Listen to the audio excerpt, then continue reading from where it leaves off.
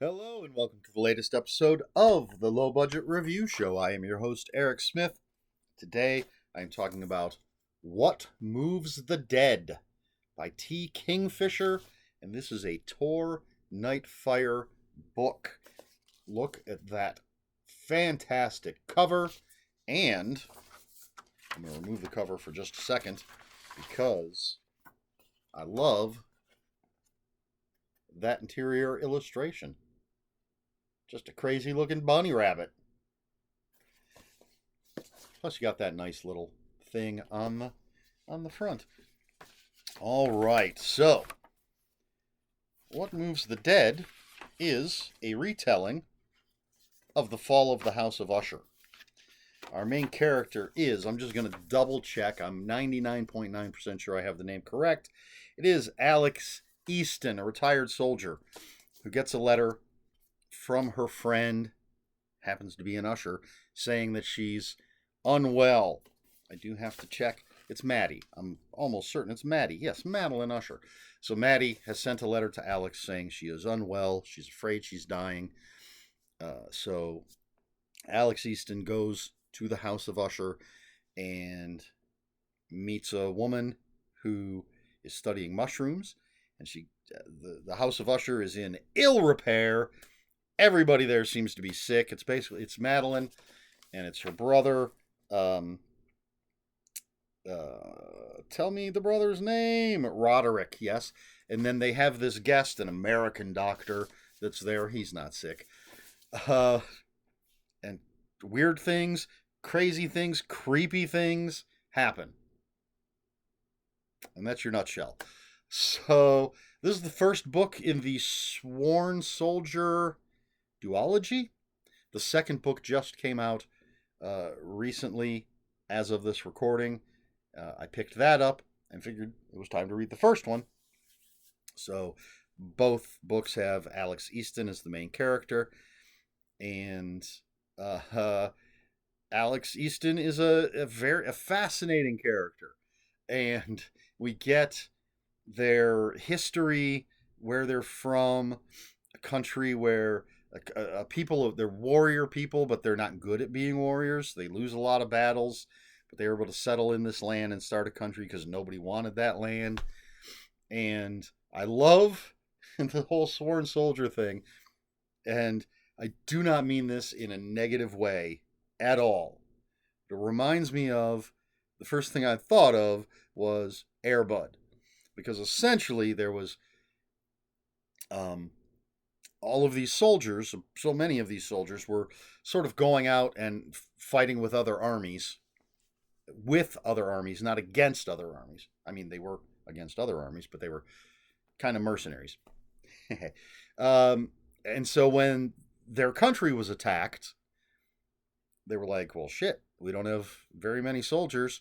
And so a woman came to sign up for the army, and they're like, well, you can't do that. You're a woman. And she was like, so? And essentially it came down to, there's no rule saying women can't. It's never been done. No one ever thought it would be done. So we never made a rule saying women can't, which in Air Bud basically they say there's no rule that says dogs can't play basketball. So you got these people that no one ever thought would be soldiers signing up to become soldiers, including Alex Easton. But anyway, so that's a bunch of backstory that you get. It's fun, and hopefully I didn't give anything important away with that. It's just a little background. Some people would consider that spoilers. But what we have is a very well-written, interesting story with interesting characters. This is the second T. Kingfisher book that I have read out of the 5 that I own. 6. 5. I don't know. And I've highly enjoyed the 2 out of the 5 that I've read so far, and I'm looking forward to reading the next book in this series, which also has a great cover. It might be too late to say too long didn't watch. Gave this 5 out of 5 stars. I have not read The Fall of the House of Usher in decades. Probably read it high school at the latest. May have been before that. So I can't compare it to the original Edgar Allan Poe story. So this has to stand on its own. And for me, and I do remember the gist of The Fall of the House of Usher. Um, but as its own story, I found it fascinating. As I said, the writing, clean, smooth writing with fascinating, interesting characters. A little Easter egg with the little old English woman, excuse me, that's studying mushrooms. There's a little Easter egg there for some folks, um, and um, it's just it's frightening, it's chilling, it's gothic. Just a fantastic, and it's very quick. You can see it's just a little tiny book. Um, I highly recommend this. I don't want to give. There's twists and turns, and there's a mystery. It's not just a straight retelling of the fall of the House of Usher. There are changes. There's some different things going on, and it's horrifying. Now there is an afterword by the author, and while I was reading this, I did think, oof, can I talk about this? You know what? I'm not going to talk about this. There was something I thought while I was reading it, and the author happens to address it in the afterword, but it might be a bit of a spoiler. So if you really, really, really want to know, first of all, I say just go ahead and read the book. That's your best option. It's 5 out of 5 stars. It's fantastic. But if you're going to be lazy, you can ask me about it in the comments. We can talk spoilers in the comments, and it might not even be technically a spoiler, but I don't want to go into the details. What else do I have to say? I don't know. What Moves the Dead by T. Kingfisher. A fantastic story. See, I want to say a fantastic retelling of the fall of the House of Usher, but can I technically say that if I don't remember Fall of the House of Usher that well? I think I can. But even if it's just a fantastic book. Whether or not it's a fantastic retelling doesn't matter. It's a great read with great characters, well written, spooky, and it's got that crazy looking.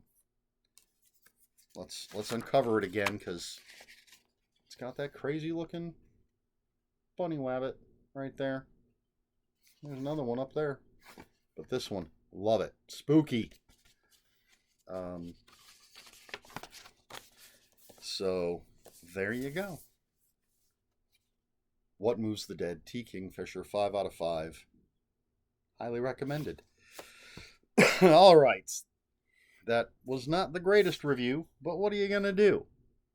I think I got the gist across. Question for this video: have you read The Fall of the House of Usher? Are you a fan? And have you watched the Michael Flanagan Fall of the House of Usher on Netflix? I've read the original.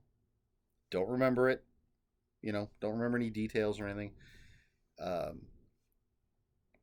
And I have not seen the show. I would like to. I've not actually watched any of Mike Flanagan's Netflix shows, and I would like to, but I'm always reading instead of watching TV. So who knows if I'll ever get to it. And Usher's Passing, let's just throw this out there. Usher's Passing by Robert McCammon, fantastic book.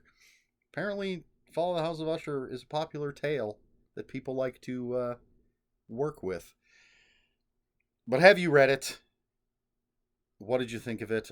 And just generally, are you a fan of Poe? I am. In art class, we had to do like an illuminated thing, verse, whatever. And, with the fancy letters at the beginning and then calligraphy and fanciness and stuff, and I did the beginnings of the Raven. I mean, Poe is a classic for a reason. Um, I need to get like a complete collection of everything he did. One of those big ones. Like I got a complete H.P. Lovecraft. I need a complete Poe. Let me know your thoughts on Poe and Usher in the comments below. If you have any comments, questions, or corrections, please put those in the comments below. Comments are open for spoilers. As I said, just post a spoiler warning. We try to be polite here at the Low Budget Review Show. Please like, share, and subscribe, all the usual YouTube stuff. And if you'd care to follow me on other social media, my Twitter is @Ronan5757. My Instagram, where I post pictures of books, comic books, board games, and fuzzy animals. Excuse me. Is Eric Smith 5757. That's Eric with a K. ERIKSMITH 5757. And if you're on Blue Sky, I just noticed a little something on my shirt. If you're on Blue Sky, I am @EL Smith. That's all I have. This has been the Low Budget Review Show. I have been Eric Smith, and until next time, read more books.